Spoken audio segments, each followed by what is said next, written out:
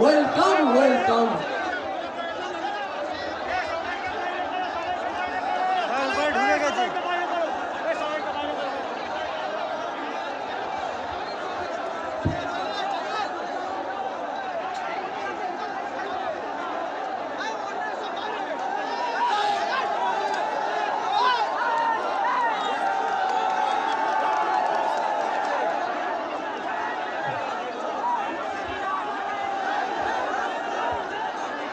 আপনাদের একটা ছোট্ট পরিচয় করিয়ে দেবো আমি। বাবা সাহেব আম্বেদকরের দেওয়া যে উপহার আমরা পেয়েছি, সংবিধান, যে আমরা লড়াই করার স্বাধীনতা পেয়েছি, ধর্মচরণের যে স্বাধীনতা পেয়েছি, বলার যে স্বাধীনতা পেয়েছি, এই মিটিং মিছিল করব তার যে স্বাধীনতা পেয়েছি, সংবিধানের সাংবিধানিক অধিকার, এবং আপনি আমি যে ভোটদানের স্বাধীনতা পেয়েছি আর্টিকেল 326, সেই সাংবিধানিক আমার কনস্টিটিউশনাল রাইটের মধ্যে পড়ছে। সেই বাবা সাহেব আম্বেদকরের নাতি প্রকাশ আম্বেদকর জি আপনাদের সামনে আজকে উপস্থিত হয়েছে। সুদূর মহারাষ্ট্র থেকে প্রকাশ আম্বেদকর জি আপনাদের সামনে এসে উপস্থিত হয়েছে আপনাদেরকে কিছু বলার জন্য। বলবেন প্রাক্তন এমপি তিনি বলবেন। আপনার বসেন, আপনারা ভাই বসে যান, তো বসে যান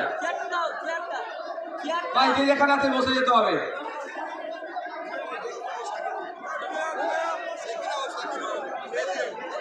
ভাই এখানে বসে যেতে হবে। ভলেন্টিয়ার কি করছিল?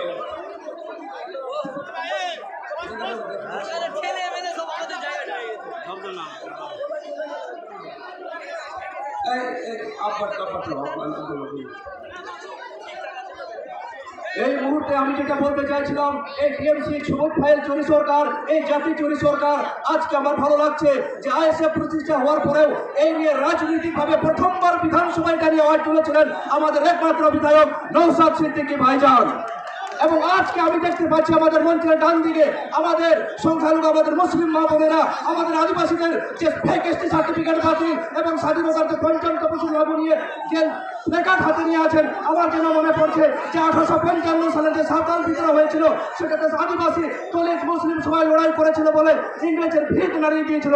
তা আজকে বিশ্বাস হচ্ছে আগামী 26-এ এই টিএমসি উৎখাত করে নতুন সরকার তৈরি হবে, যেখানে আদিবাসীরা ফেক এসটি সার্টিফিকেট বঞ্চিত হবে এবং আমাদের জঙ্গলমহল এবং উত্তরবঙ্গের তোরাই ডুয়ার্সে পঞ্চম তপশিল লাগু হবে। ওনাকে সারা आदिवासी को यहाँ नेता बन करा चाहबाद की सब राज रिया का था मिला संविधान में यही नोड़ा डॉक्टर साहब भीमराव अम्बेडकर बड़म कोड़ा बनाया वही मुआ लगाओ चौका का बना कोई कहे चाहन उत्तर बंग में जितना टी बगन कर हमें के आदिवासी भाई बने हैं, हमें के एक साथ लड़ाई करे लगे, हमें का जंगल में तुरई वर्ष में पंचम तपशिल लागू करे लगे। তাই জন্য আমি বলতে চাই, আজ আমরা আদিবাসী জীবনে এখানে 40টা জনজাতি আছে। আজকে আমাদের পশ্চিমবঙ্গের প্রত্যেকটা জায়গায় আমরা ছড়িয়ে আছি। জঙ্গলমহলে যারা তোরাই ডুয়ার্সের চা বাগানে যারা ওরাও কমিউনিটি আছে, তাদেরকে বলতে চাই, তাদের ভাষায় বলতে চাই, हमें एक साथ लड़ाई करो, 26 में टीएमसी के उखाड़ दो, हमें का सरकार राज करो भैया। আমি বলতে চাই, আমরা বারবার আমাদের আদিবাসী সাঁওতাল এডুকেশন বোর্ড নিয়ে আমরা লড়াই করেছি। আমাদের ইন্ডিয়ান সেকুলার ফ্রন্টের ছাত্র সংগঠন যখন আন্দোলন করতে চাইছিল কিসের জন্য, শিক্ষার জন্য, সেই সময় তাদেরকে জেলে ভরে দেওয়া হয়। আমাদের একটাই দাবি, আমাদের আগামী 2026-এ আমাদের সরকার হবে, আমরা আমাদের সাঁওতালি শিক্ষা এডুকেশন বোর্ড তৈরি করবো। ওনাদের নেতা বোনরা যাহাই যাহাই কি মেনা বোনা অবজা পঞ্চম তপশিলের হয় আমাদের উত্তরবঙ্গের যে সমস্ত রাজবংশী ভাইয়েরা আছেন, তোমাকে আমি কহবা চাইছো আমার ইন্ডিয়ান সেকুলার ফ্রন্ট, আদিবাসী, দলিত, মুসলিম সবার কোনে মই চাইছো তোমার আমার সাথে আসবেন, আমরা একসাথে লড়াই করবো। আর মই কথা পারেননি, আমি একটা কথা বলে শেষ করবো। আমরা এই মুহূর্তে দেখতে পাচ্ছি টিএমসি যে বাইনারি কাজ করছে, 1998 তারা যারা জোট করে সরকার এসে তারা আমাদেরকে দালাল বলছে, অ্যাকচুয়ালি তারাই দালাল। আমি একটা কথা শুনছিলাম যে অনেকেই বলছে এখানে হিন্দু রাষ্ট্রমন্ত্রী, হিন্দু প্রধানমন্ত্রী, তারা বলছে যে হিন্দু খাতরা মে, তাহলে কি মুসলিম প্রধানমন্ত্রীকে মুসলিমকে খাতরা মে ফেলা যাক, তাই তো?